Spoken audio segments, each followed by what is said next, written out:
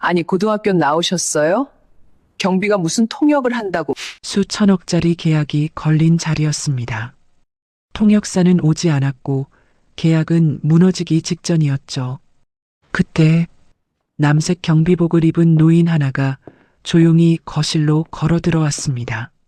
정문이나 지키던 경비원이 뭘 할 수 있겠어. 사람들은 비웃었습니다. 그런데 그 입에서 아랍어가 흘러나오는 순간 비웃던 사람들의 얼굴이 한꺼번에 굳어버렸죠.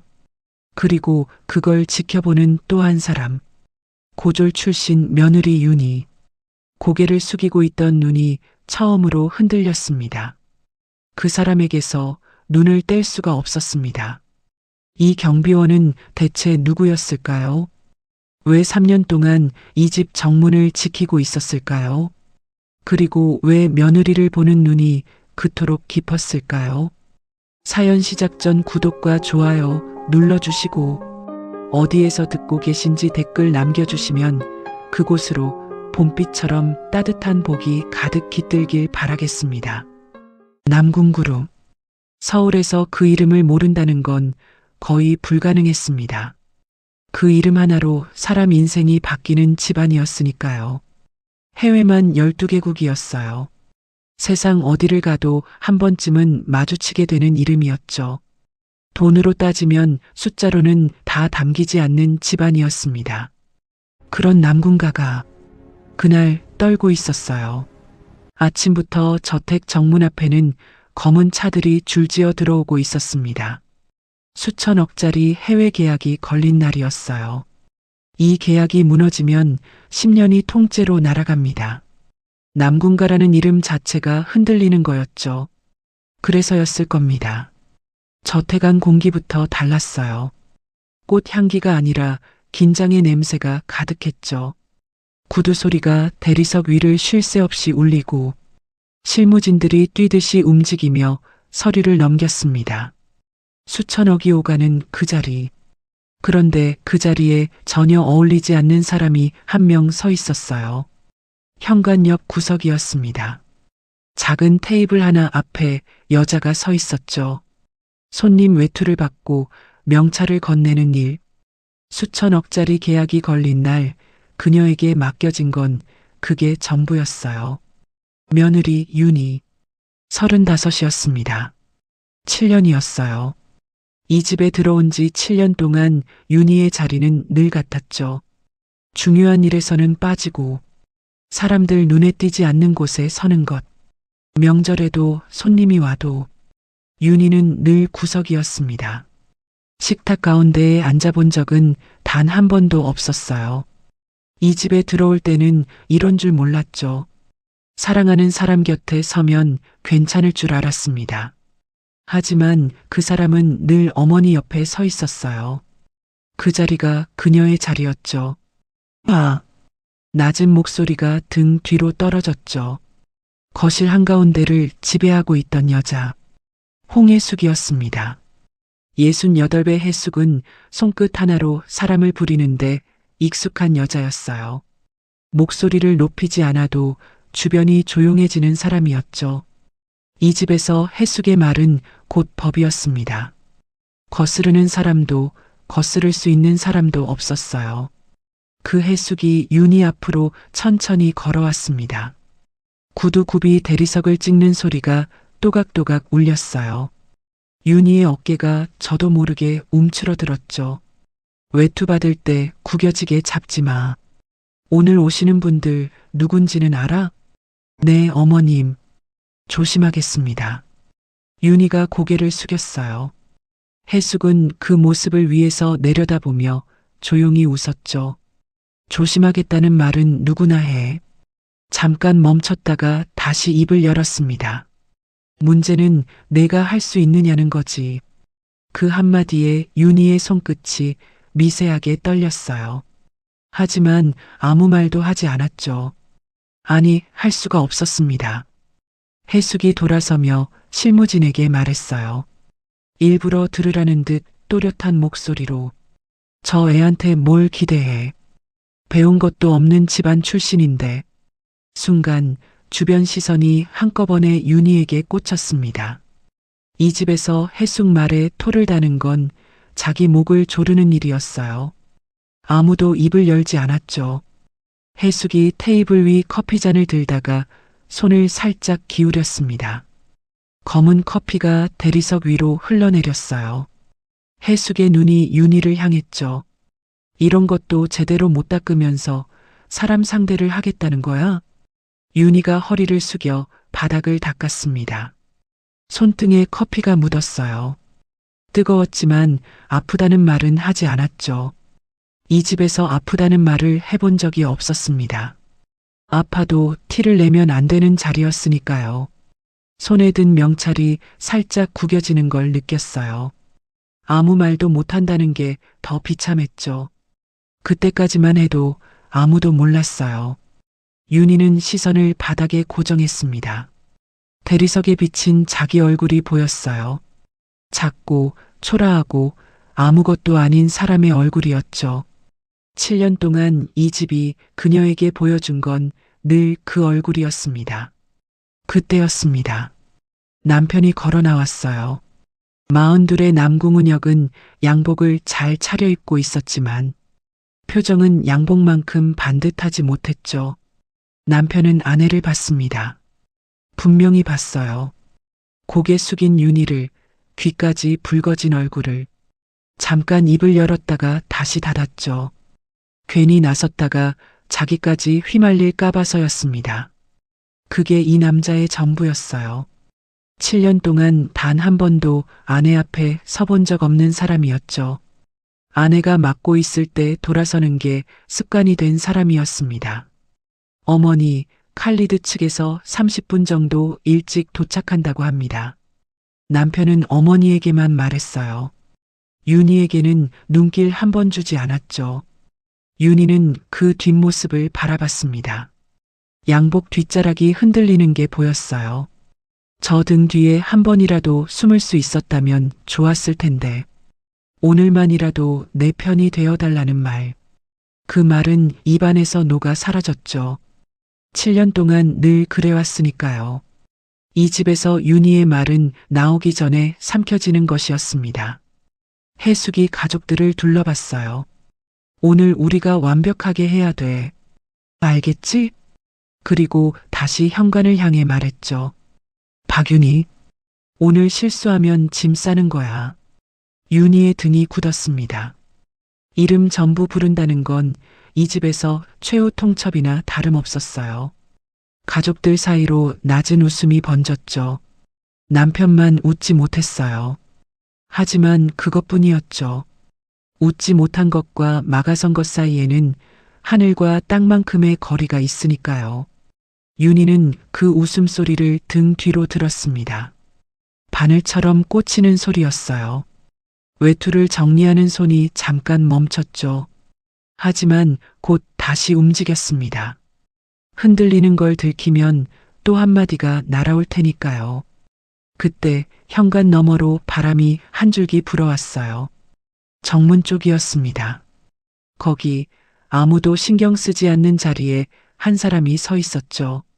남색 경비복을 입은 72세의 노인. 박철두였습니다.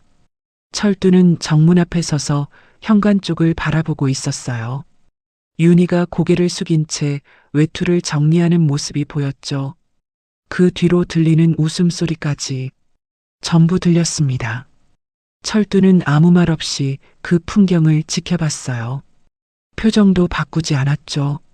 하지만 주먹이 천천히 쥐어지고 있었습니다. 무의식처럼 손목 위를 한번 스쳤어요. 오래된 흉터가 있는 자리였죠.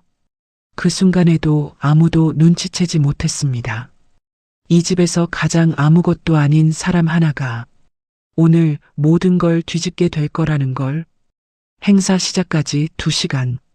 저택안은 이미 전쟁터였습니다. 그때 거실 문이 벌컥 열렸어요. 이 과장이었죠. 숨이 턱까지 차 있었습니다. 사모님, 해숙이 고개를 돌렸어요. 통역이 연락이 안 됩니다. 뭐? 해숙의 눈이 돌아갔죠. 사고 났답니다. 병원에 실려갔대요. 거실이 조용해졌습니다.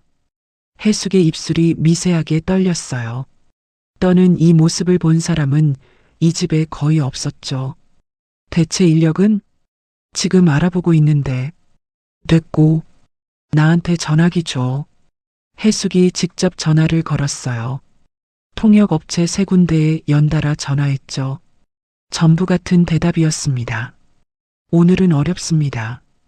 해숙이 전화기를 내려놓았어요. 손가락 끝이 하얗게 질려 있었죠. 시계를 봤습니다. 1시간 반 남았어요. 그때 은혁이 다가왔죠. 어머니, 제가 아는 사람들한테 연락해 보겠습니다.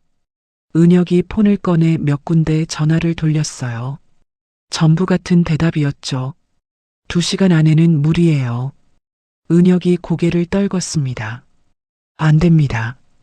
다 안 된다고 합니다. 해숙이 아들을 봤죠.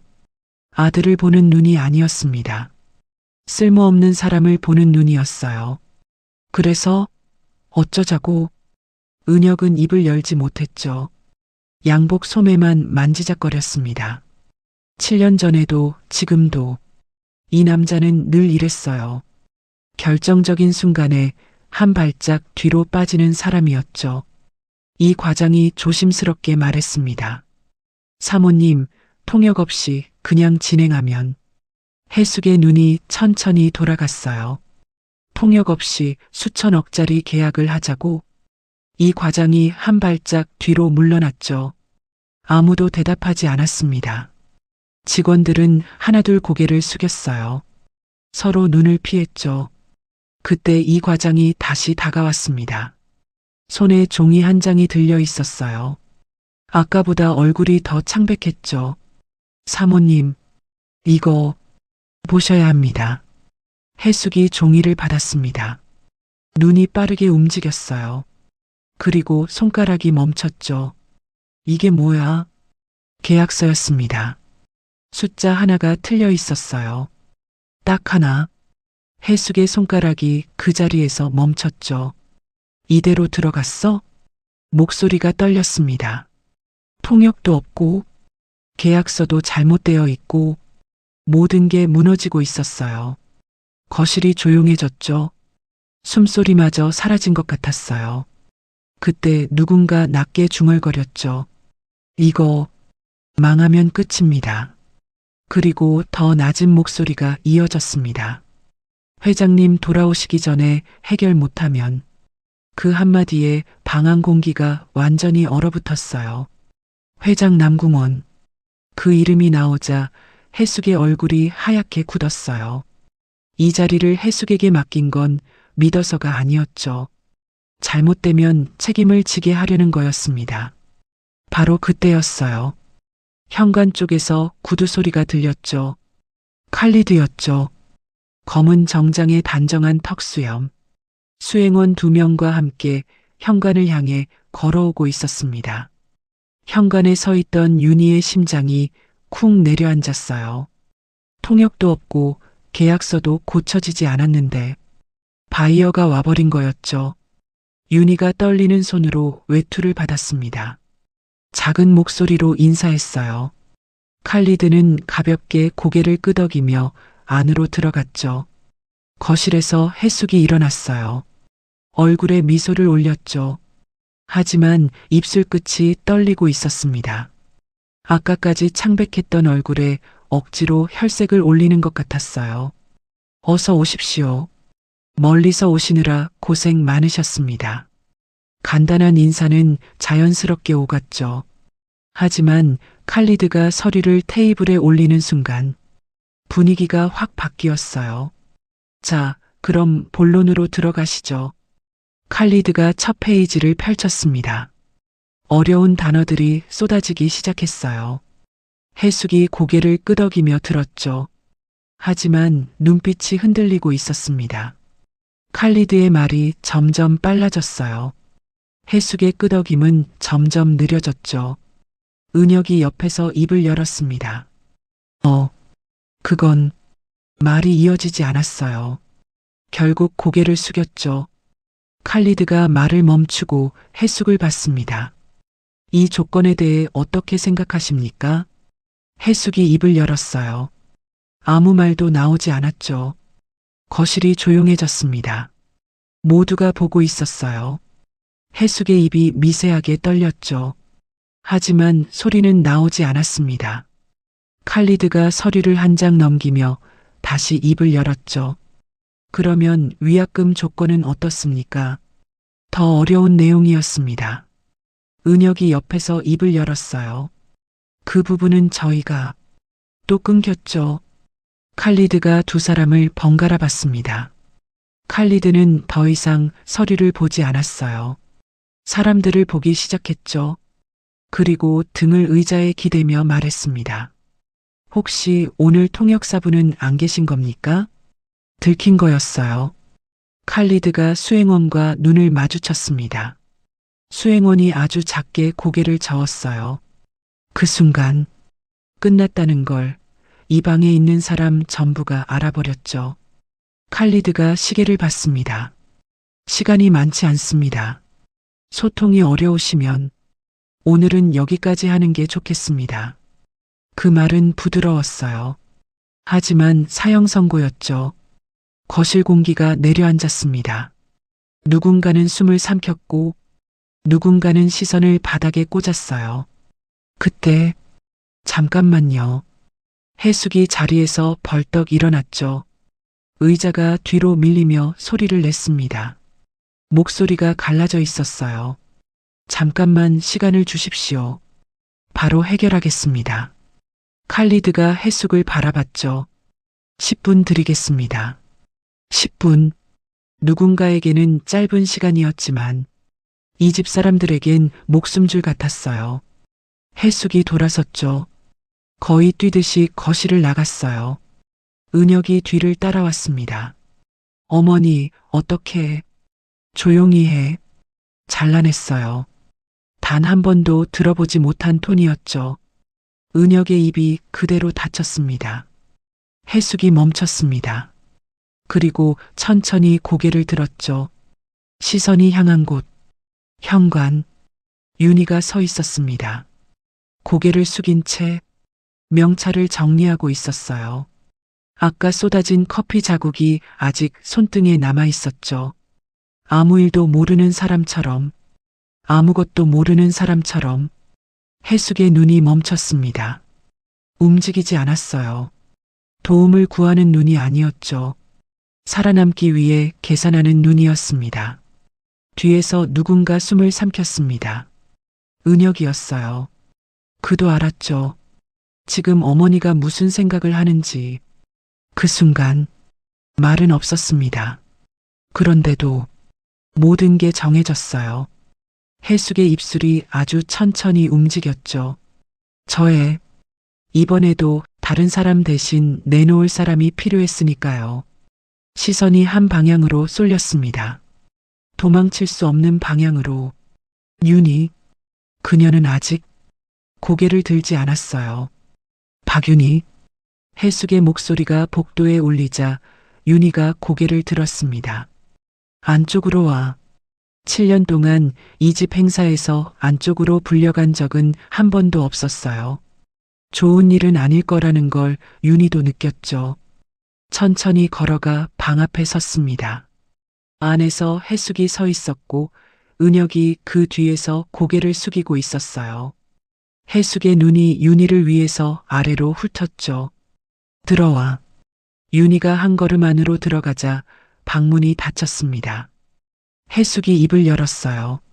너 영어 과외받고 있지. 윤희의 눈이 커졌죠.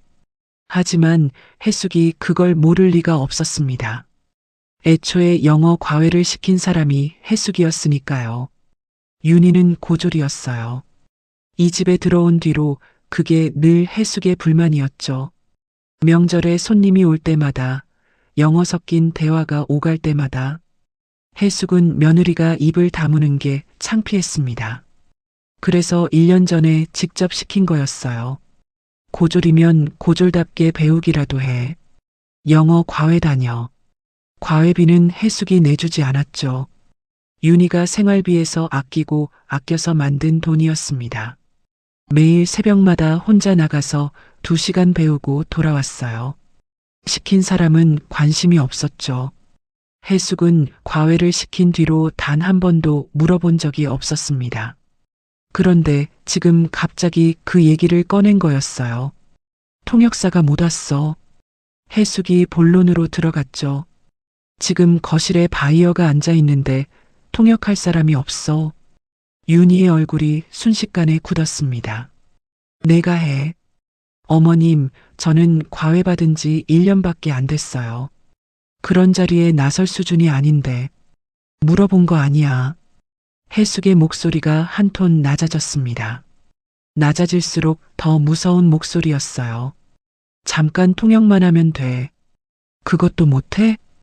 윤희의 손이 떨리기 시작했죠. 하지만 해숙의 머릿속에서는 이미 다른 계산이 돌아가고 있었습니다. 솔직히 이 계약은 이미 틀어졌어요.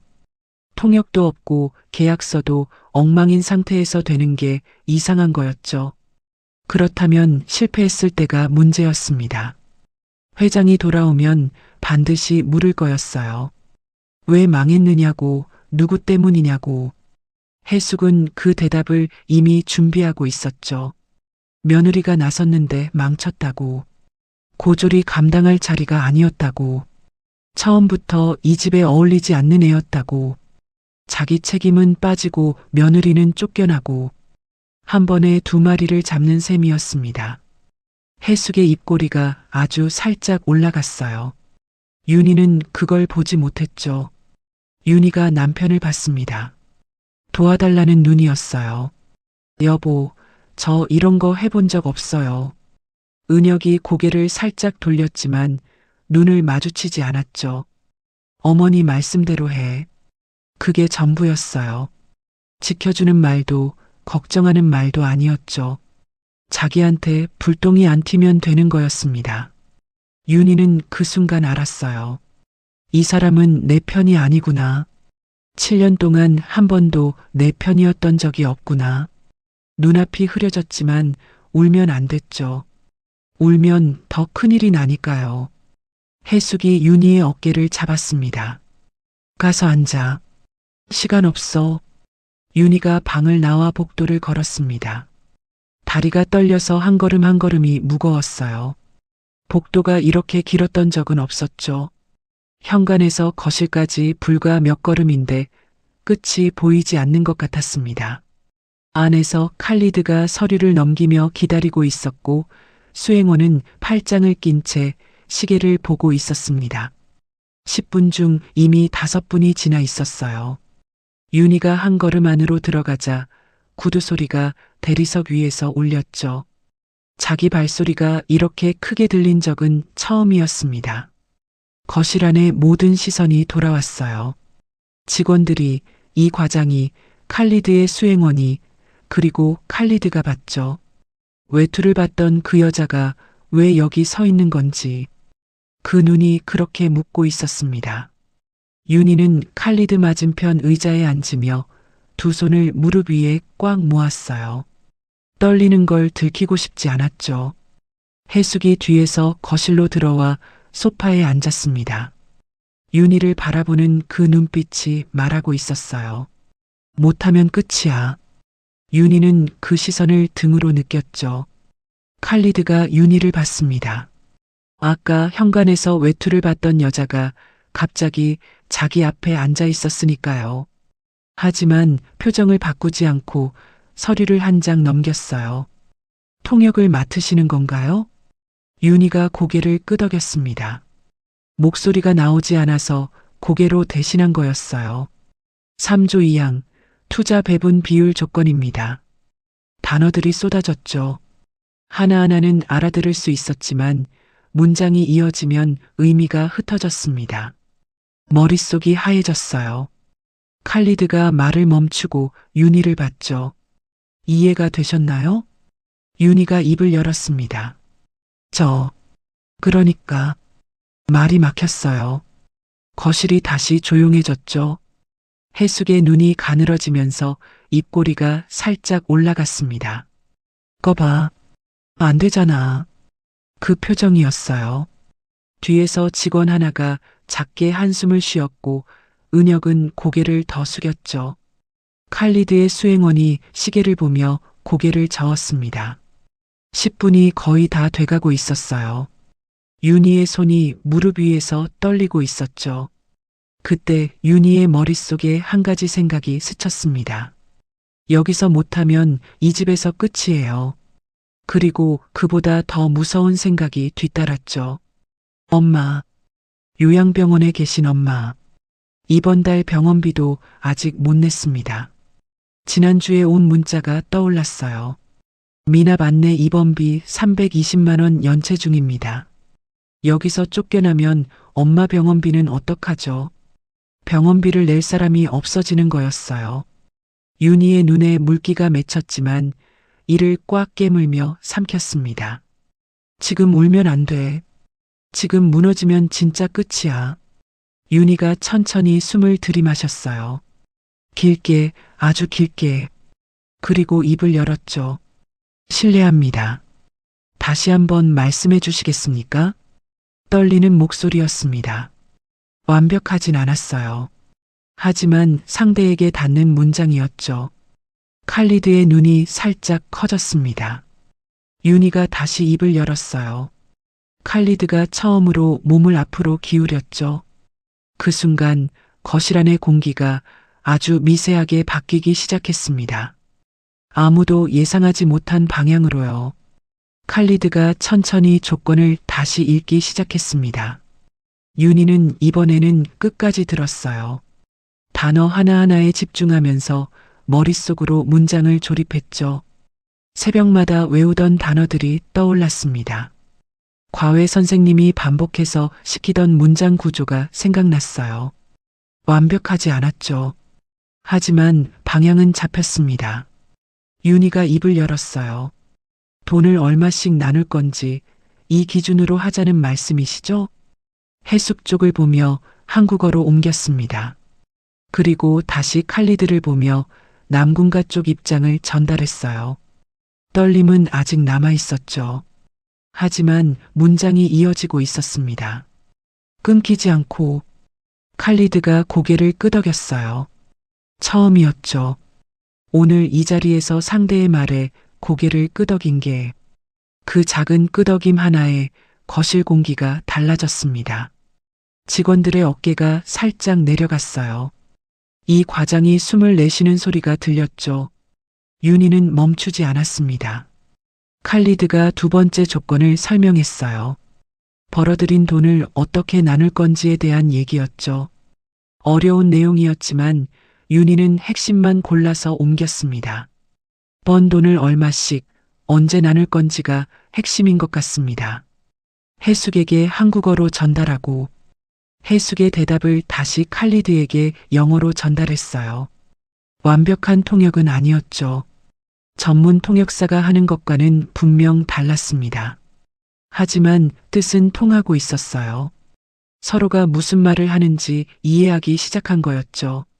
칼리드가 두 번째로 고개를 끄덕였습니다. 그리고 서류에 메모를 적기 시작했어요.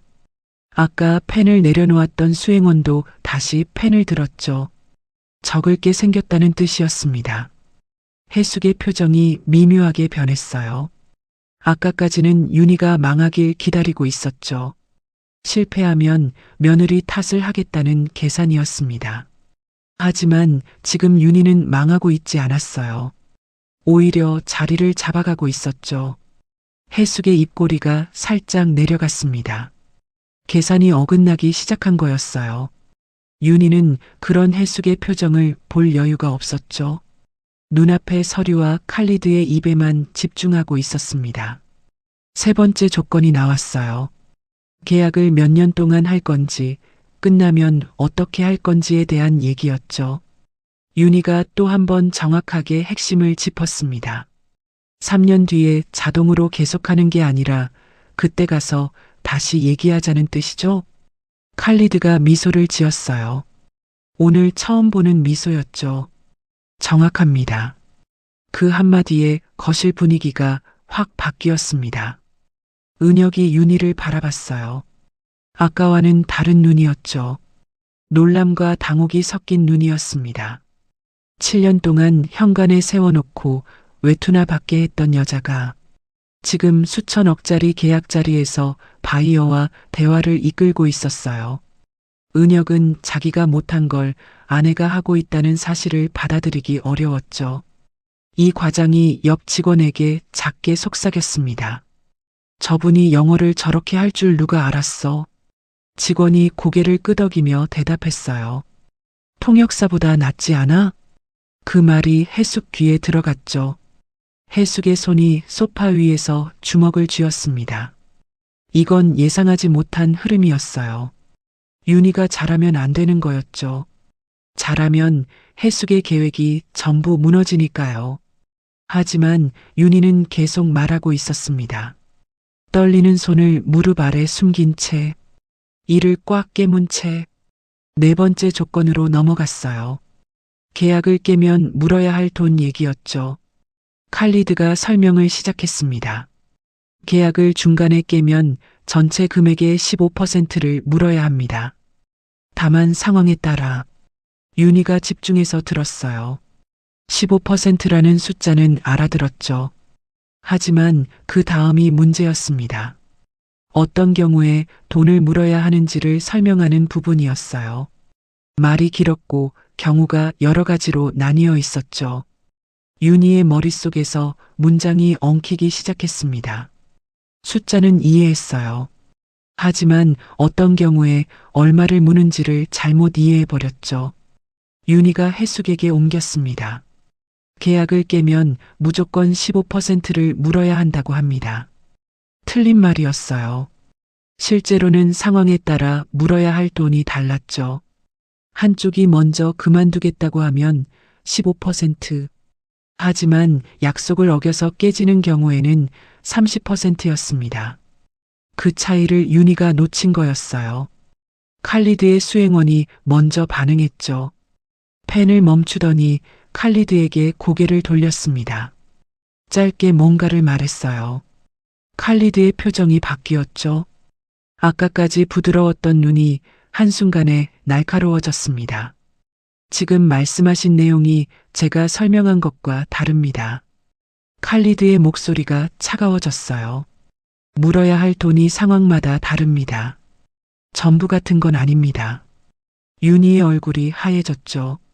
틀렸다는 걸 그제야 알았습니다. 죄송합니다. 제가 잘못 이해했어요. 윤희가 고개를 숙였습니다. 하지만 한번 깨진 신뢰는 쉽게 돌아오지 않았어요. 칼리드가 서류를 덮었죠. 완전히 덮은 건 아니었지만 손이 서류 위에 올라간 건 분명했습니다. 이 자리를 계속해야 하나. 그 고민이 칼리드의 표정에 드러나고 있었어요. 수행원이 다시 시계를 봤죠. 그리고 칼리드에게 뭔가를 속삭였습니다. 거실 공기가 다시 차갑게 식어갔어요. 아까 살아나던 분위기가 한순간에 무너진 거였죠. 해숙의 입꼬리가 다시 올라갔습니다. 그래, 결국 이렇게 되는 거야. 속으로 그렇게 생각하는 표정이었어요. 윤희는 의자에 앉은 채 손을 꽉 쥐고 있었어요. 손톱이 손바닥에 파고들었죠. 여기서 끝나는 건가? 엄마 병원비는, 이 집에서의 내 자리는 전부 여기서 끝나는 건가? 눈앞이 흐려지려는 순간이었습니다. 그때 거실 밖에서 소리가 들렸어요. 묵직한 구두 소리였죠. 천천히 하지만 단단하게 바닥을 찍는 소리였습니다. 한 걸음, 두 걸음, 세 걸음.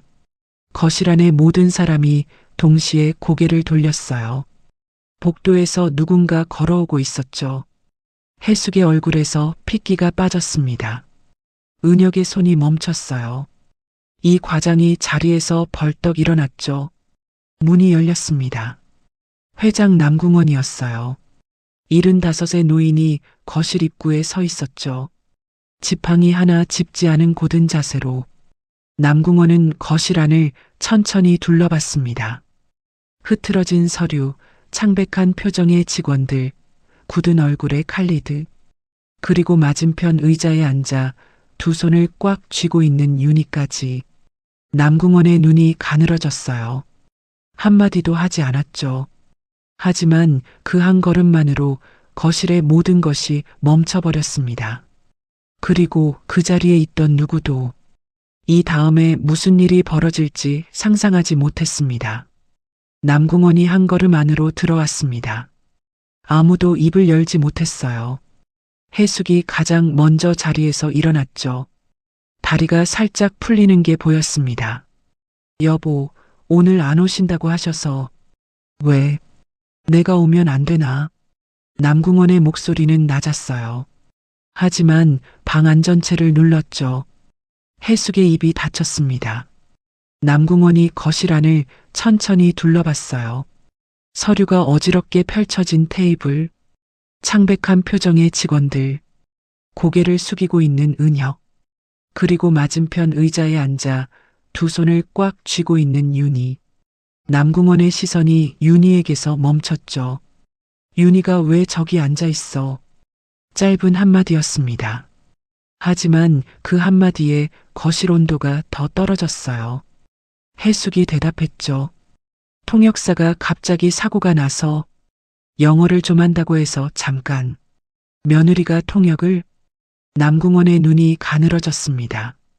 수천억짜리 자리에 며느리를 앉혀놨다고? 해숙의 얼굴이 더 하얘졌어요. 준비해둔 말이 있었죠. 며느리가 나서서 망쳤다고. 고졸이 감당할 자리가 아니었다고. 하지만 남궁원 앞에서는 그 말이 나오지 않았습니다. 통역사는 왜 못 왔어? 교통사고가. 대체 인력은 2시간 안에는. 그래서 며느리를 앉힌 거야? 질문이 칼날처럼 빨랐어요. 해숙은 대답할수록 더 몰렸죠. 내가 맡겠다고 한 자리야. 내가 완벽하게 하겠다고 했잖아. 해숙의 입술이 떨렸죠. 그런데 통역사 하나 못 잡아놓고 며느리를 앉혔어? 남궁원의 목소리가 더 낮아졌습니다. 낮아질수록 더 무서웠어요. 이게 내가 말한 완벽이야? 해숙이 고개를 숙였죠. 아무 말도 하지 못했습니다. 이 집에서 해숙의 말은 법이었어요. 아무도 거스를 수 없는 사람이었죠. 하지만 남궁원 앞에서는 해숙도 고개를 숙여야 했습니다. 이 집의 진짜 법은 남궁원이었으니까요. 칼리드가 이 상황을 지켜보고 있었어요. 말은 알아듣지 못했지만 분위기는 읽을 수 있었죠. 내부에서 심각한 문제가 벌어지고 있다는 걸 칼리드도 느끼고 있었습니다. 칼리드의 수행원이 작게 말했어요. 나가시겠습니까? 칼리드가 잠깐 생각했죠. 그리고 고개를 저었습니다. 조금 더 보겠습니다. 칼리드는 아직 자리를 뜨지 않았어요. 하지만 그건 기회를 주는 게 아니라 판단을 미루는 거였죠. 남궁원이 칼리드에게 고개를 살짝 숙였습니다. 영어로 짧게 말했어요. 잠시 실례하겠습니다. 곧 정리하겠습니다. 발음은 투박했지만 뜻은 전달됐죠. 칼리드가 고개를 끄덕였습니다. 남궁원이 해숙에게로 돌아섰어요. 계약서는. 이 과장이 후다닥 서류를 가져왔죠. 남궁원이 서류를 받아들었습니다. 눈이 빠르게 움직였어요. 1장, 2장, 3장. 그리고 멈췄죠. 이 숫자 뭐야?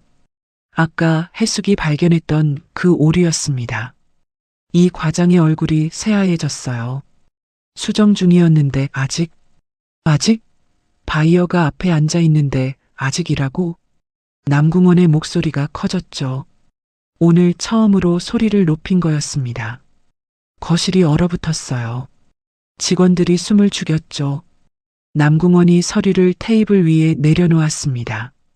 탁 하는 소리가 거실에 울렸어요. 통역사도 없고, 계약서도 틀렸고, 며느리를 앉혀놨고, 남궁원이 해숙을 봤죠. 이게 당신이 한 일이야? 죄송해요. 그게 해숙이 할 수 있는 전부였습니다. 남궁원은 대답하지 않았어요. 대신 윤희를 봤죠. 윤희는 의자에 앉은 채 고개를 숙이고 있었습니다. 두 손이 무릎 위에서 떨리고 있었어요. 아까보다 더 심하게 남궁원이 윤희에게 다가갔습니다. 고개 들어봐. 윤희가 천천히 고개를 들었어요. 눈이 빨갛게 충혈되어 있었죠. 하지만 울지는 않았습니다. 남궁원이 윤희를 한참 바라봤어요. 내가 통역을 했어? 네. 시어머님이 시키셔서. 시킨 건 묻지 않았어. 내가 한 거야, 안 한 거야. 했습니다. 윤희의 목소리가 작았지만 떨리지는 않았어요. 남궁원이 고개를 끄덕였죠. 칼리드 씨가 뭐라고 하던? 세 번째 조건까지는 괜찮았는데 네 번째에서 제가 잘못 이해했습니다. 윤희가 솔직하게 말했어요. 숨기지 않았죠. 남궁원의 눈이 미세하게 움직였습니다. 잘못 이해한 건 뭐였어? 계약을 깨면 물어야 할 돈이 상황마다 다른 건데 제가 전부 같다고 잘못 전달했어요. 남궁원이 서류를 다시 들었죠. 해당 부분을 훑었습니다. 이거 남궁원이 손가락으로 짚었어요. 여기가 문제였다는 거지. 네. 남궁원이 잠깐 서류를 바라보다가 윤희를 다시 봤습니다. 세 번째 조건까지는 맞게 했다고? 맞게 했다기보다는 핵심은 전달한 것 같습니다. 남궁원의 표정이 미묘하게 변했어요. 화난 표정이 아니었죠. 뭔가를 재는 표정이었습니다. 그때 해숙이 입을 열었어요. 여보, 제가 잘못한 겁니다. 며느리한테 무리하게 시킨 게. 잠깐. 남궁원이 손을 들었죠. 해숙의 입이 닫혔습니다. 남궁원이 다시 윤희를 봤어요. 너 영어 어디서 배웠어? 과외를 받고 있습니다. 1년 됐어요. 1년? 남궁원의 눈썹이 살짝 올라갔죠. 1년 배워서 이 자리에 앉은 거야? 윤희가 고개를 숙였습니다. 앉고 싶어서 앉은 게 아닙니다. 그 말에 거실이 다시 조용해졌어요. 남궁원이 윤희를 한참 바라봤죠. 그리고 칼리드 쪽으로 고개를 돌렸습니다. 잠깐만 기다려 주십시오. 남궁원이 복도로 나갔어요. 해숙과 은혁이 뒤따라갔죠. 복도에서 남궁원이 멈춰 섰습니다. 전화해. 은혁이 고개를 들었어요. 네. 내 비서실에 전화해. 지금 당장. 은혁이 바로 전화를 걸었죠. 남궁원이 전화기를 받아들었습니다. 나야. 김상무한테 연락해. 바로 이리 오라고 해. 전화를 끊고 남궁원이 해숙을 봤어요. 계약서 오류는 내가 잡는다. 통역은 남궁원이 거실 쪽을 봤죠. 윤희가 앉아있는 쪽을. 저 애가 계속하게 해. 해숙의 눈이 커졌습니다. 여보, 그건 세 개를 맞게 하고 하나를 틀린 건 못하는 게 아니야. 부족한 거지. 남궁원이 돌아섰어요. 부족한 건 채우면 돼. 해숙은 아무 말도 하지 못했죠. 며느리를 내쫓을 구실로 쓰려던 계획이 남궁원 한마디에 완전히 무너져 버린 거였습니다. 남궁원이 거실로 돌아가려는 순간이었어요. 현관 쪽에서 구두 소리가 들렸죠. 남색 경비복, 주름진 얼굴, 박철두가 현관 안으로 들어오고 있었습니다. 아무도 부르지 않았어요. 아무도 허락하지 않았죠. 하지만 철두는 멈추지 않았습니다. 남궁원의 눈이 철두에게 향했어요. 두 사람의 시선이 허공에서 맞부딪혔습니다. 남궁원의 눈이 처음으로 흔들렸습니다. 낡은 경비복 뒤에 뭔가가 있다는 걸 이 방에 있는 모두가 느끼고 있었기 때문입니다. 칼리드가 서류를 천천히 덮었습니다. 그리고 양복 단추를 채우며 자리에서 일어나려 했죠. 그건 끝이라는 신호였습니다. 더 이상 기다릴 마음이 없다는 뜻이었어요. 이 사람들과는 계약할 수 없다는 뜻이었죠. 해숙의 얼굴이 새하얘졌습니다. 은혁이 입을 벌렸지만 아무 소리도 나오지 않았어요. 직원들은 숨을 죽였죠. 칼리드의 수행원이 서류 가방을 닫으며 일어섰습니다. 남궁원조차 한 발짝도 나서지 못하고 있었어요. 끝나는 거였죠. 수천억짜리 계약이 이대로 끝나는 거였습니다. 이 집이 10년 동안 쌓아온 모든 것이 여기서 무너지는 거였어요. 바로 그때였어요. 잠깐만요. 목소리가 들렸죠. 그리고 한 박자 뒤, 제가 해보겠습니다. 낮았습니다. 하지만 흔들리지 않았어요. 거실 안의 모든 시선이 한꺼번에 돌아갔죠. 남색 경비복을 입은 노인이 거실 안에 서 있었습니다. 박철두였어요. 정적이 흘렀죠. 경비원이 왜 여기 들어온 거야? 모든 얼굴에 그 말이 적혀 있었습니다. 해숙이 가장 먼저 반응했어요. 웃었죠. 비웃는 웃음이었습니다. 경비가 뭘 한다고 나서 목소리에 가시가 있었어요. 감추지도 않았죠. 지금 여기가 어딘지 알아? 경비실이야? 직원 2명이 작게 킥킥거렸습니다. 이 과장도 고개를 돌리며 웃음을 참았어요. 경비원이 수천억짜리 계약 자리에 나서겠다니 웃길 수밖에 없었죠. 은혁도 당혹스러운 표정이었습니다. 경비원 아저씨가 갑자기 왜 이러는 건지 이해가 안 되는 눈이었어요. 윤희만 달랐죠. 윤희는 철두를 바라보고 있었습니다. 웃지 않았어요.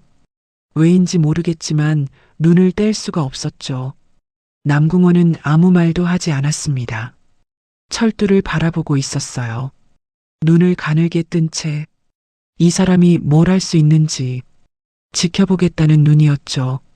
남궁원이 입을 열었습니다. 통역을 하시겠다? 네. 철두의 대답은 짧았어요. 하지만 흔들리지 않았죠. 남궁원이 잠깐 철두를 바라보다가 손으로 칼리드 쪽을 가리켰습니다. 해봐. 단 2글자였어요. 해숙이 눈을 크게 떴죠. 여보, 이게 무슨... 내가 해보라고 했어.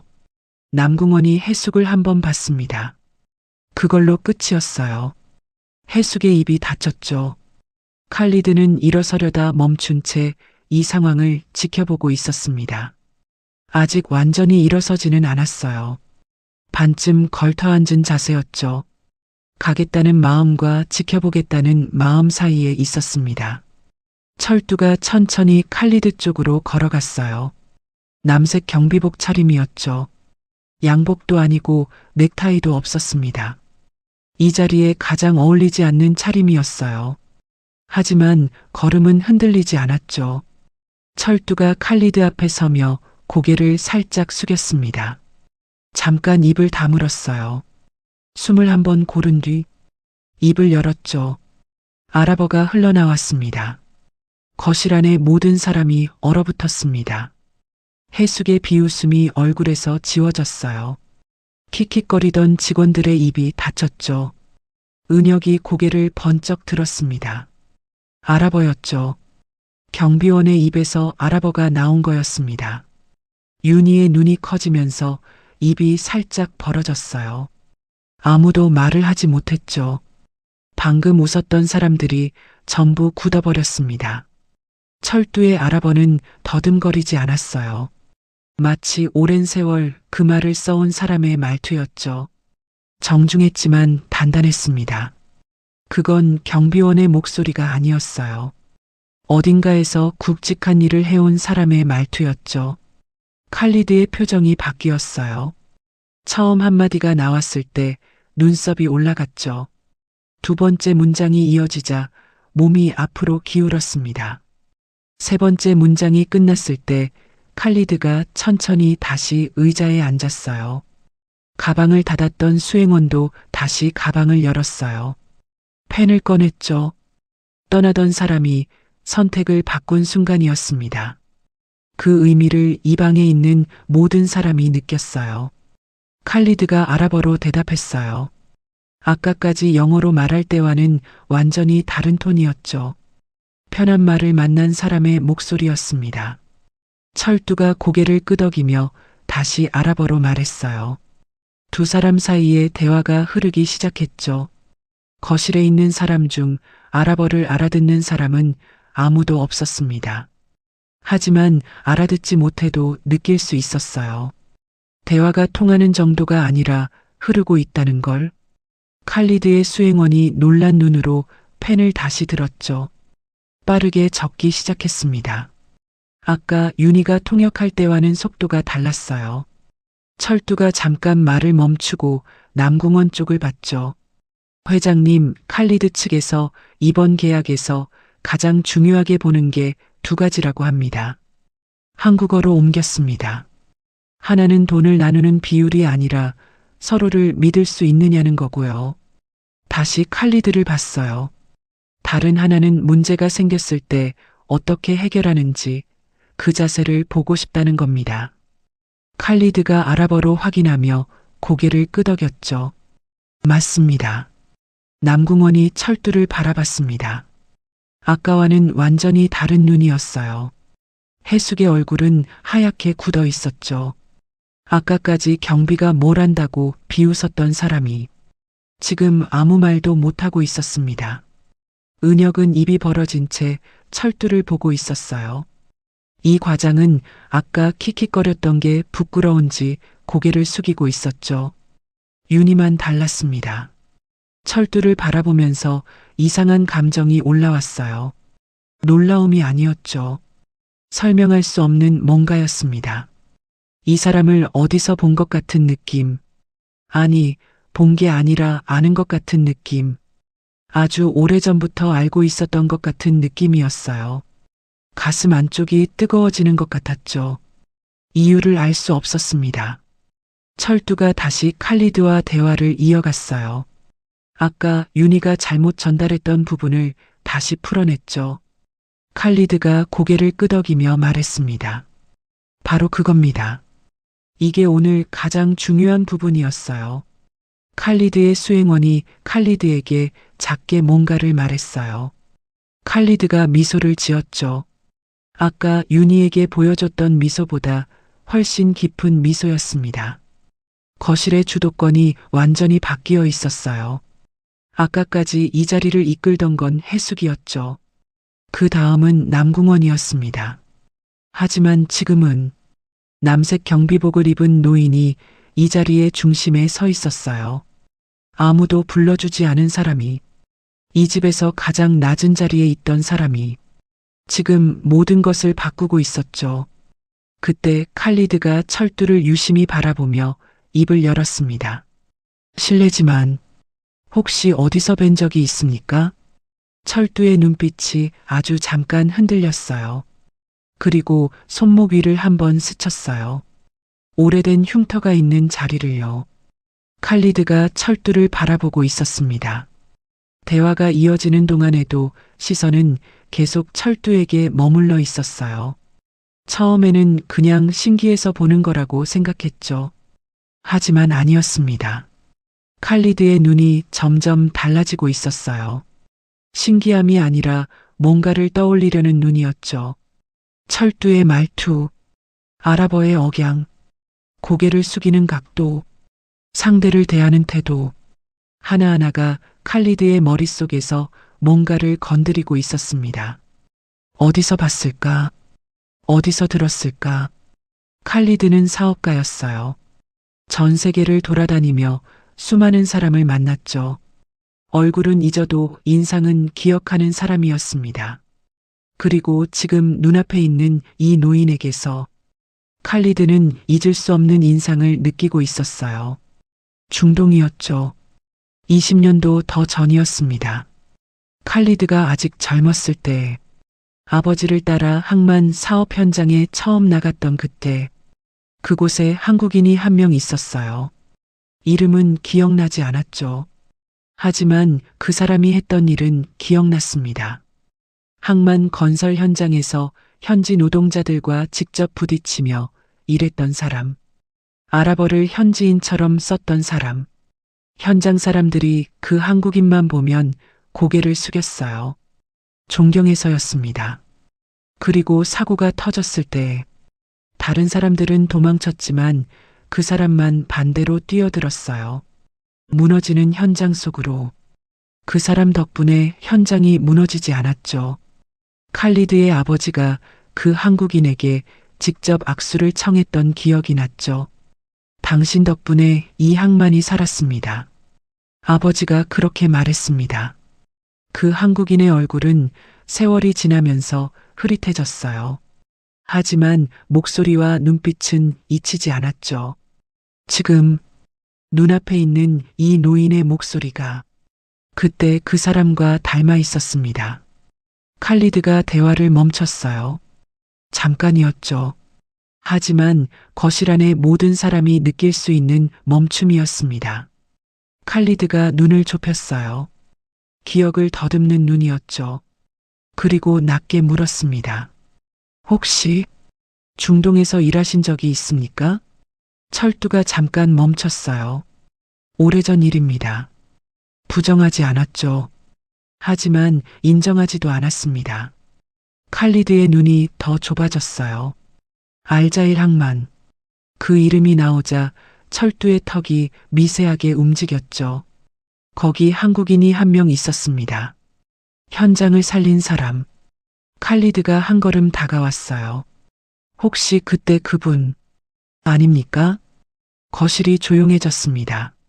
철두는 대답하지 않았어요. 입을 꾹 다물고 있었죠. 하지만 손목 위를 다시 한번 스쳤습니다. 오래된 흉터가 있는 자리를. 그 손짓을 칼리드가 봤어요. 칼리드의 눈이 커졌죠. 맞습니다. 칼리드가 중얼거리듯 말했습니다. 그때 그분이 맞아요. 칼리드가 자리에서 일어났어요. 아까 떠나려고 일어섰던 것과는 완전히 다른 움직임이었죠. 천천히 하지만 정중하게. 칼리드가 철두 앞에 섰습니다. 그리고 두 손으로 철두의 손을 잡았어요. 수행원이 놀란 얼굴로 일어났죠. 칼리드가 누군가에게 먼저 손을 내미는 건 흔한 일이 아니었습니다. 아니, 거의 없는 일이었어요. 아버지가 돌아가시기 전까지 말씀하셨습니다. 알자일 항만을 살린 한국인이 있었다고. 칼리드의 목소리가 떨렸어요. 그때 저는 22이었습니다. 아버지 옆에 서서 그 현장을 봤어요. 철두가 칼리드를 바라봤죠. 그 젊은이가 당신이었습니까? 칼리드가 고개를 끄덕였습니다. 네, 맞습니다.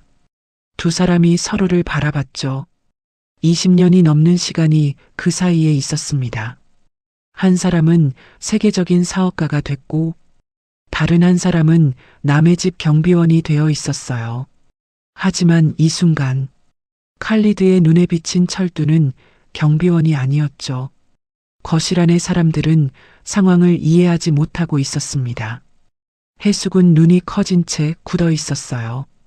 칼리드가 왜 경비원의 손을 잡고 있는지 이해가 안 되는 표정이었죠.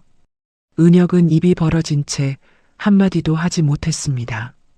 이 과장과 직원들도 마찬가지였어요. 남궁원만 달랐죠. 남궁원은 철두를 바라보고 있었습니다. 눈을 가늘게 뜬 채. 하지만 아까와는 다른 눈이었어요. 시험하는 눈이 아니라 다시 보는 눈이었죠. 칼리드가 거실 안의 사람들을 둘러봤습니다. 여러분은 이분이 누군지 모르시는 것 같군요. 아무도 대답하지 못했어요. 칼리드가 철두를 바라보며 말했죠. 이분은 20년 전 중동 알자일 항만 건설 현장에서 사고가 났을 때 현장을 지휘한 사람입니다. 거실이 더 조용해졌습니다. 그 사고로 현장이 무너질 뻔했을 때 이분이 수십 명의 노동자를 대피시켰어요.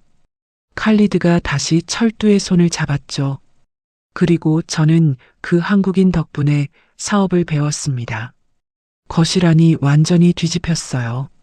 아까까지 웃었던 사람들이 전부 얼어붙어 있었죠. 경비원이라고 무시했던 사람들이, 경비복 차림이라고 킥킥거렸던 사람들이 지금 숨도 못 쉬고 있었습니다. 해숙의 얼굴에서 핏기가 빠졌어요. 경비가 뭘 한다고 비웃었던 자기 목소리가 머릿속에서 울리고 있었죠. 은혁은 의자에 앉은 채 땀을 닦고 있었습니다. 아무것도 할 수 없었어요. 윤희는 철두를 바라보고 있었죠.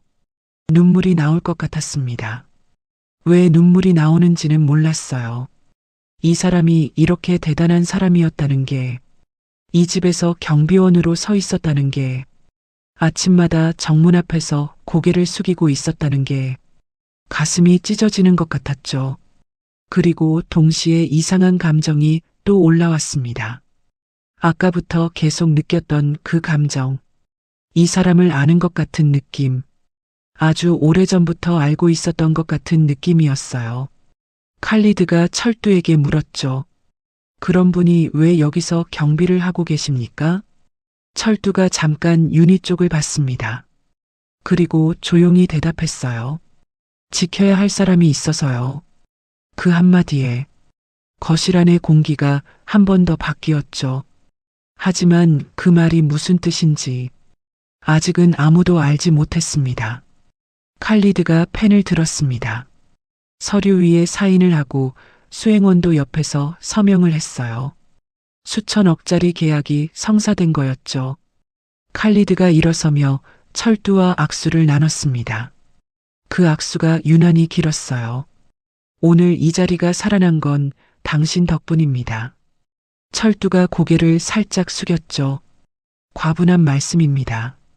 칼리드가 아랍어로 말했습니다. 다시 뵙게 되어 영광이었습니다. 철두도 아랍어로 대답했어요. 두 사람이 짧게 미소를 나눴죠.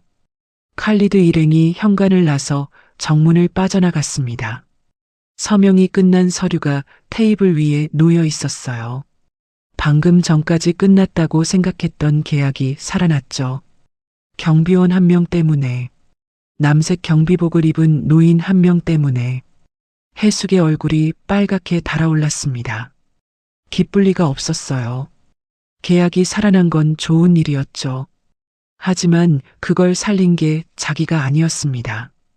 자기가 무능하다는 게 온 가족 앞에서 드러났어요. 자기가 짠 계획이 전부 무너졌죠. 며느리를 희생양으로 만들려던 그림이 깨졌고, 자기가 무시했던 경비원이 자기 자리를 뺏어버렸습니다. 남궁원 앞에서 체면이 완전히 구겨진 거였어요. 은혁도 기뻐하지 못했죠. 자기가 못한 일을 경비원이 해냈다는 사실이 기쁠 리가 없었습니다. 유학까지 다녀온 자기가 입도 못 벌렸는데 경비원이 아랍어로 계약을 살렸어요. 직원들은 서로 눈치만 보고 있었죠. 아까 킥킥거리며 웃었던 게 떠올라서 누구도 먼저 말을 꺼내지 못했습니다. 철두는 조용히 한 발 물러났어요. 아무 일도 없었다는 듯이 원래 자기 자리로 돌아가려는 것 같았죠. 그때 남궁원이 입을 열었습니다. 잠깐. 철두의 발이 멈췄어요. 남궁원이 소파에 앉아 철두를 바라보고 있었죠. 앉아. 철두가 맞은편 소파에 앉았습니다. 남색 경비복 차림으로 이 집 소파에 앉은 건 처음이었어요. 이름이 뭐야? 박철두입니다. 경비 들어온 지 얼마나 됐어? 3년 됐습니다. 남궁원의 눈이 좁아졌죠. 3년 동안 아랍어를 하는 사람인 줄 아무도 몰랐다는 거야? 물어보는 사람이 없었습니다. 거실이 조용해졌어요. 3년 동안 이 집에 있었는데 이 사람이 어떤 사람인지 누구 하나 물어본 적이 없었죠. 경비원이니까요. 경비원한테는 아무도 관심이 없었습니다. 중동에서 뭘 했어? 건설 현장에서 일했습니다. 항만, 도로, 이것저것 했어요. 근데 우리 집에 경비로 들어온 이유가 철두가 잠깐 입을 다물었죠. 사정이 있었습니다. 더 말하지 않았어요. 남궁원도 더 묻지 않았죠. 남궁원이 천천히 일어섰습니다. 그리고 철두를 바라봤어요. 고맙습니다. 덕분에 계약 잘 끝냈어요. 존댓말이었죠. 남궁원이 경비원에게 존댓말을 쓴 건 처음이었습니다. 수고했어요. 담담한 목소리였어요. 하지만 그 두 마디 안에 담긴 무게는 거실에 있는 모든 사람이 느꼈죠. 남궁원이 복도로 나가며 해숙에게 말했습니다. 계약서 최종본 내일까지 정리해. 그리고 한마디 더. 그리고 저분 경비에서 빼. 다른 데 쓸 데가 있을 것 같다. 해숙의 눈이 커졌어요. 남궁원은 돌아보지 않은 채 나갔죠. 해숙은 참을 수가 없었습니다. 경비원 하나 때문에 이 꼴이 됐어요. 자기가 짠 판이 전부 뒤집혔죠. 며느리를 내쫓으려던 계획이 실패했고 회장 앞에서 무능한 사람이 되어버렸습니다. 그리고 가장 견딜 수 없는 건 자기 밑에 있던 사람들이 자기를 보는 눈이 달라졌다는 거였어요. 아까까지 해숙 앞에서 고개를 숙이던 직원들이 지금은 철두를 보고 있었죠. 해숙이 아니라 철두를. 그게 해숙에게는 가장 참을 수 없는 모욕이었습니다. 해숙이 철두를 향해 말했어요. 잠깐. 철두가 멈췄죠. 당신 대체 뭐야? 뭔데 이 집에 경비원으로 있었어? 해숙의 목소리가 날카로웠습니다. 그리고 누가 당신한테 나서라고 했어? 누가? 철두가 해숙을 봤어요. 표정이 변하지 않았죠. 시키는 일을 했을 뿐입니다. 시키는 일? 내가 시킨 건 정문 지키는 거야. 거실에 들어오라고 한 적 없어. 해숙이 한 걸음 다가왔습니다. 이거 그냥 안 넘어가.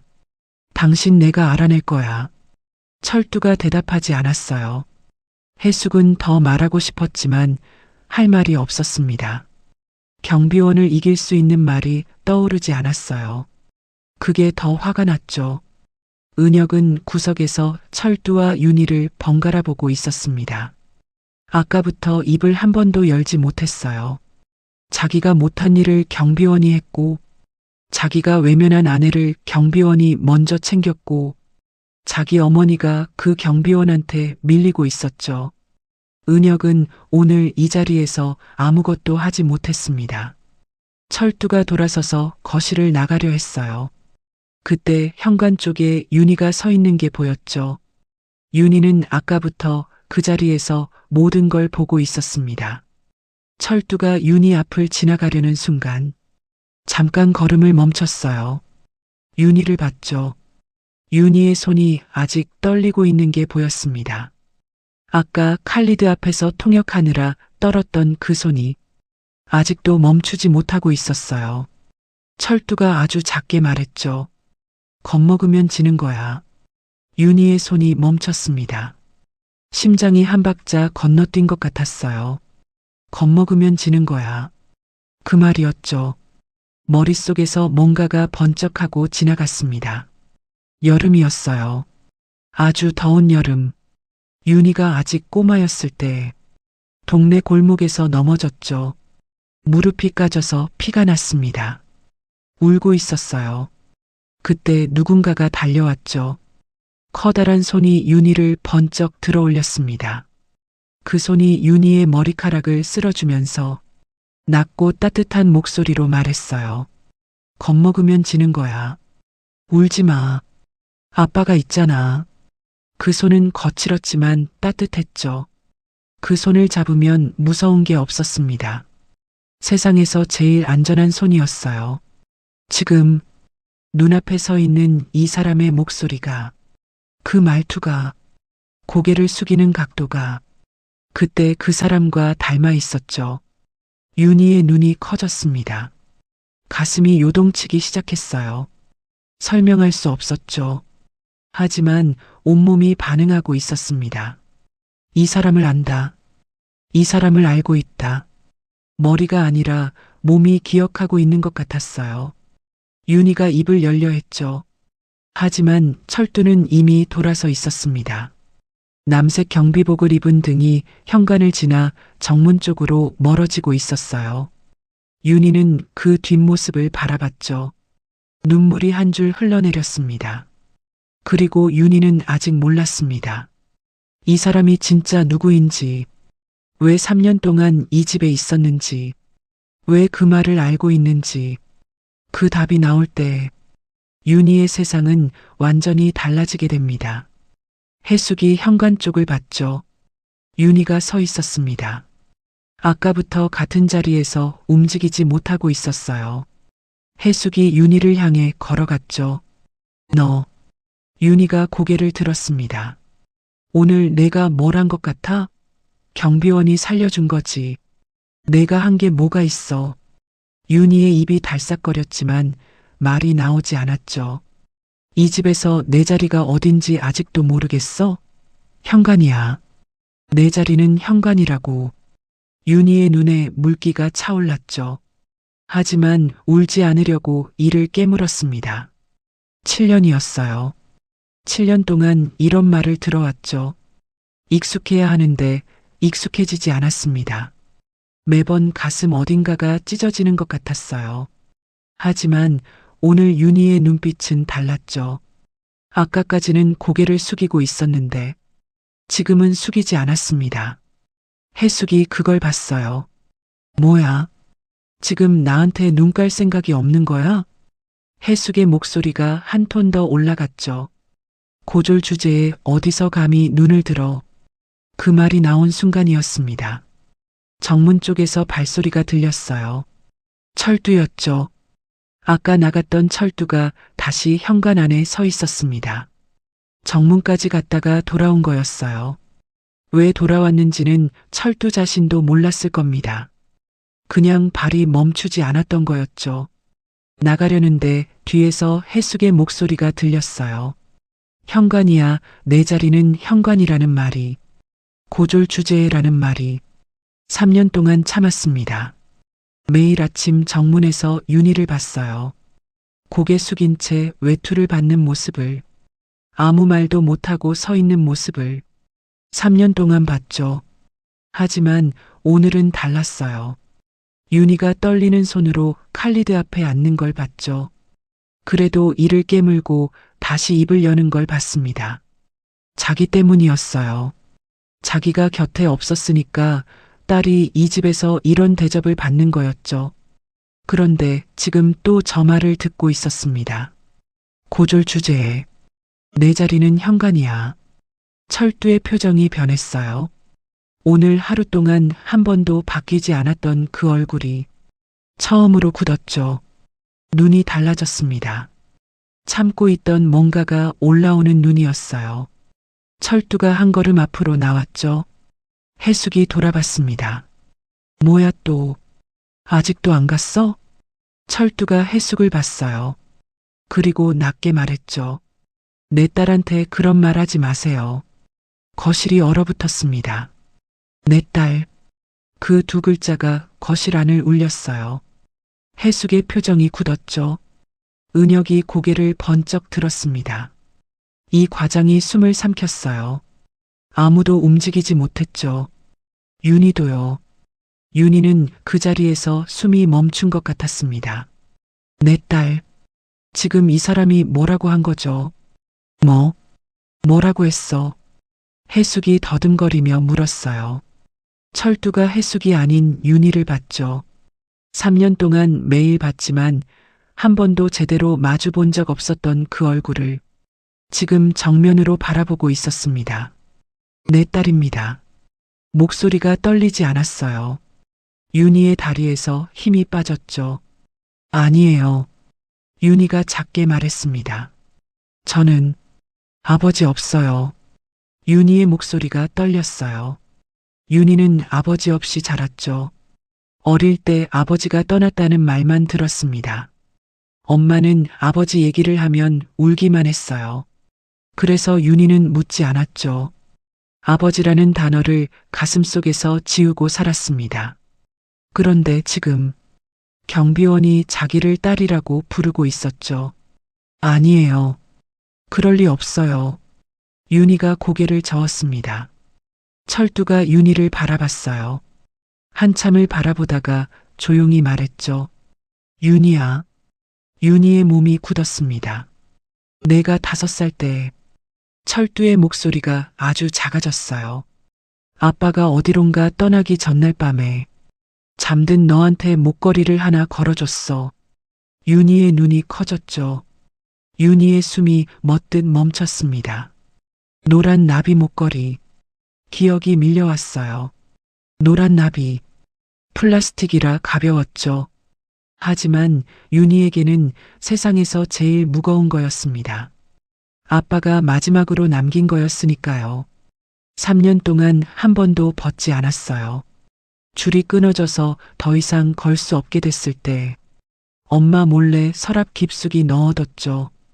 그걸 아는 사람은 세상에 딱 2명뿐이었습니다. 엄마와 그날 밤 목걸이를 걸어준 사람. 윤희의 눈에서 눈물이 쏟아졌어요. 막을 수 없었죠. 입술이 떨렸습니다. 목이 메어서 소리가 나오지 않았어요. 겨우 한마디가 나왔죠. 아버지였어요? 철두의 입이 떨렸습니다.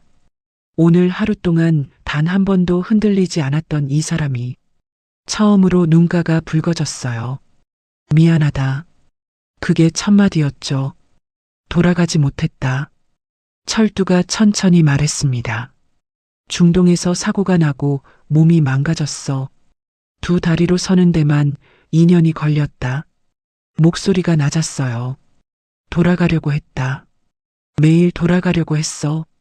철두의 손이 떨리고 있었죠. 짐이 될까봐. 목소리가 갈라졌어요. 너한테 짐이 될까봐 돌아가지 못했다. 윤희의 무릎이 풀렸죠.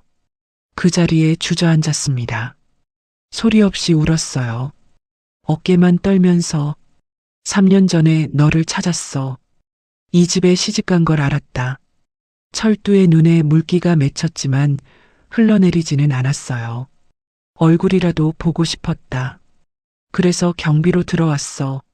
3년 동안 매일 봤으면서 미안하다. 왜 말 안 했어요? 자격이 없었다. 철두의 목소리가 갈라졌죠. 딸을 두고 떠난 놈이 무슨 자격으로 아버지라고 해. 거실 안이 조용했습니다. 해숙도, 은혁도, 직원들도 아무도 움직이지 못했어요. 윤희가 바닥에서 천천히 손을 뻗었죠. 철두의 손을 잡았습니다. 거칠었어요. 굳은 살이 박여 있었죠. 하지만 따뜻했습니다. 어릴 때 넘어지면 번쩍 들어 올려주던 그 손. 머리카락을 쓸어주면서 겁먹으면 지는 거야 라고 말하던 그 손. 그 손을 잡으면 무서운 게 없었어요. 세상에서 제일 안전한 손이었죠.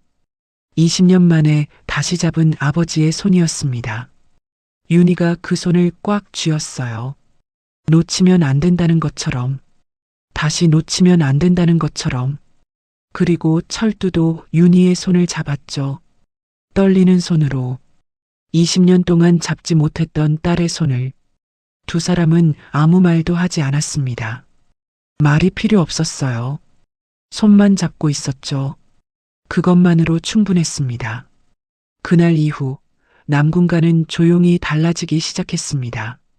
겉으로는 아무 일도 없었던 것처럼 보였어요. 저택은 여전히 크고 정원은 여전히 깨끗했죠. 하지만 안에서는 모든 게 바뀌고 있었습니다. 가장 먼저 바뀐 건 철두의 자리였어요. 남궁원은 약속을 지켰죠. 철두를 경비에서 빼고 남군가 해외사업 자문역이라는 자리를 줬습니다. 이름만 자문이 아니었어요. 칼리드 쪽과의 후속 협의에 철두가 직접 참여했죠. 아랍어는 물론이고 중동 현지 사정까지 꿰고 있는 사람이었습니다. 남궁원은 철두를 쓰면 쓸수록 이 사람이 보통이 아니라는 걸 느꼈어요. 이런 사람을 3년 동안 정문에 세워뒀다는 게 말이 돼? 남궁원이 비서실에 조용히 말했지만 대답하는 사람은 없었죠. 해숙은 밀려났습니다. 칼리드 계약건 이후로 남궁원은 해숙에게 해외 사업을 맡기지 않았어요. 대신 윤희와 철두가 그 자리를 채웠죠. 해숙이 10년 넘게 쥐고 있던 자리를 며느리가 가져간 거였습니다. 해숙은 남궁원에게 따졌어요. 내가 이 집에서 뭘 했는데 며느리한테 넘기는 게 말이 돼? 남궁원은 짧게 대답했죠. 뭘 했는데? 그 한마디에 해숙은 아무 말도 할 수 없었습니다. 통역사 하나 못 잡았고 계약서 오류를 놓쳤고 며느리를 희생양으로 쓰려다 실패했고 경비원을 비웃었다가 망신을 당했어요. 남궁원은 결과로 말하는 사람이었죠.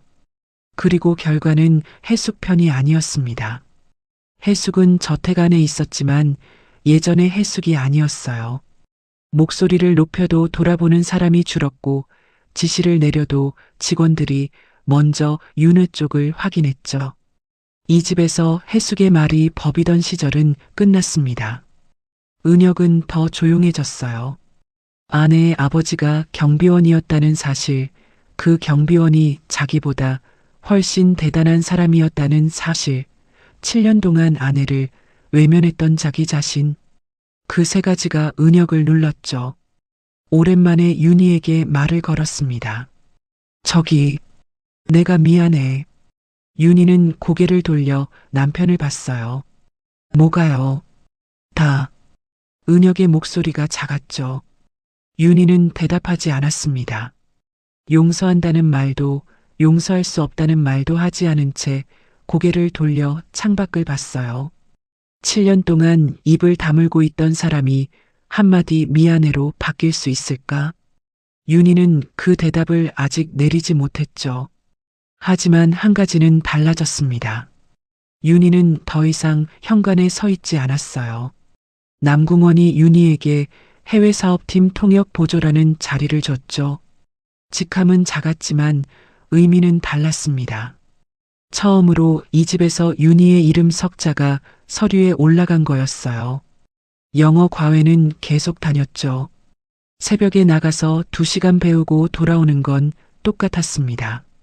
하지만 이제는 시어머니가 시켜서 가는 게 아니라 자기가 가고 싶어서 가는 거였어요.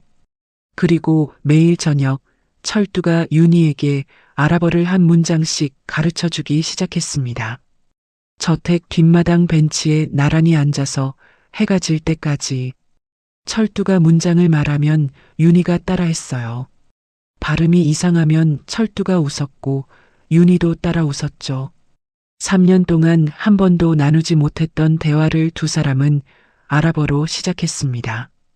이상한 일이었지만 그게 두 사람에게는 가장 자연스러운 시작이었어요.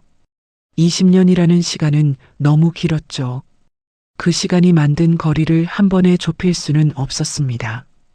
철두는 아직도 윤희에게 미안했고 윤희는 아직도 철두에게 서운했어요. 왜 떠났는지 이해는 됐지만 이해하는 것과 괜찮은 건 다른 거였죠. 어떤 날은 아랍어 수업을 하다가 웃으면서 끝나는 날이 있었습니다. 어떤 날은 윤희가 아무 말 없이 철두를 바라보다가 눈물을 흘리는 날도 있었어요. 그러면 철두는 아무 말도 하지 않고 그냥 옆에 앉아 있었죠.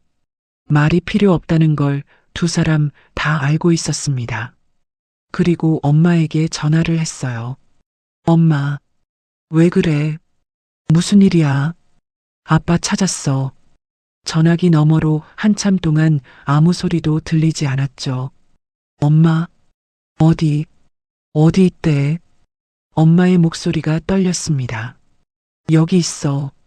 가까이에. 엄마가 전화기를 붙잡고 소리 없이 울었어요. 윤희도 울었죠. 20년 동안 엄마가 아버지 얘기를 하지 않았던 건 잊어서가 아니었습니다. 너무 아파서 말할 수 없었던 거였어요. 병원비 문제도 달라졌죠. 남궁원이 윤희의 급여를 정리해주면서 통역 보조 월급이 들어오기 시작했습니다. 요양병원비 연체 문자는 더 이상 오지 않았어요. 철두도 자문역 수당을 받기 시작했죠. 3년 동안 경비원 월급으로 살았던 사람에게 처음으로 제대로 된 대우가 돌아온 거였습니다. 하지만 철두는 돈을 거의 쓰지 않고 전부 윤희 엄마 병원비로 보냈어요. 윤희가 그걸 알게 된 건 한참 뒤였죠. 아버지, 이거 왜 아버지 통장에서 나간 거예요? 엄마 병원비는 내가 내야지. 아버지 생활비는요? 밥은 저택에서 먹고 잠은 경비실에서 자면 되는데 뭐가 필요해? 윤희가 또 울었습니다. 이 사람은 20년 동안 떨어져 있으면서도 한 번도 가족을 잊은 적이 없었어요. 짐이 될까봐 돌아가지 못했다고 했지만 사실은 멀리서 계속 지키고 있었던 거였죠. 경비원이라는 이름 뒤에 숨어서 매일 아침 딸의 얼굴을 보면서 그게 이 사람이 20년 동안 해온 일이었습니다. 어느 저녁이었어요. 뒷마당 벤치에 두 사람이 앉아 있었죠. 해가 지고 있었습니다. 철두가 주머니에서 작은 비닐봉지를 꺼냈어요. 이거, 윤희가 받아서 비닐을 열었죠. 노란 나비 목걸이였습니다. 플라스틱이라 낡았고 색도 발에 있었어요. 하지만 윤희는 한눈에 알아봤죠. 이거 어디서 너한테 걸어주고 간 그날 밤에 똑같은 거 하나 더 샀었어. 철두가 하늘을 보며 말했습니다. 20년 동안 갖고 다녔다. 윤희가 목걸이를 쥐었어요. 플라스틱이라 가벼웠지만 세상에서 제일 무거웠죠. 윤희가 천천히 철두에게 기대었습니다. 어깨에 머리를 대었어요. 5살 때 이후로 처음이었죠. 아버지 어깨에 기대는 게. 철두는 움직이지 않고 그냥 가만히 앉아 있었습니다. 해가 저물고 있었어요. 저택 뒷마당에 길게 그림자가 드리워졌죠. 남색 경비복을 입은 노인과 그 옆에 기대어 앉은 여자. 두 사람의 그림자가 하나로 겹쳐졌습니다. 20년이라는 그 긴 시간이 이 한순간 앞에서 녹아내리고 있었어요. 전부 돌이킬 수는 없었죠. 하지만 다시 시작할 수는 있었습니다. 그리고 두 사람은 그 시작을 지금 하고 있었어요. 나란히 앉아서 같은 하늘을 보면서. 오늘의 이야기 어떠셨나요? 윤희와 철두의 삶은 우리에게 한 가지를 조용히 묻고 있습니다. 사람의 가치는 어디에 있는가? 무엇으로 증명되는가를요? 겉으로 보이는 자리와 옷, 그리고 타인의 평가가 아니라 그 사람이 어떤 시간을 견디며 살아왔는지가 진짜 가치를 만든다는 것을 보여주고 있죠. 때로는 멀어짐이 사랑이 아니었던 적도 있지만 때로는 그 멀어짐조차 누군가를 지키기 위한 선택이기도 합니다. 늦었다고 생각되는 순간에도 사람은 다시 손을 잡을 수 있고 인생은 그때부터 다시 시작될 수 있습니다. 오늘도 여러분의 삶이 조금 더 따뜻해지길 바랍니다. 하늘빛인 생사연이었습니다.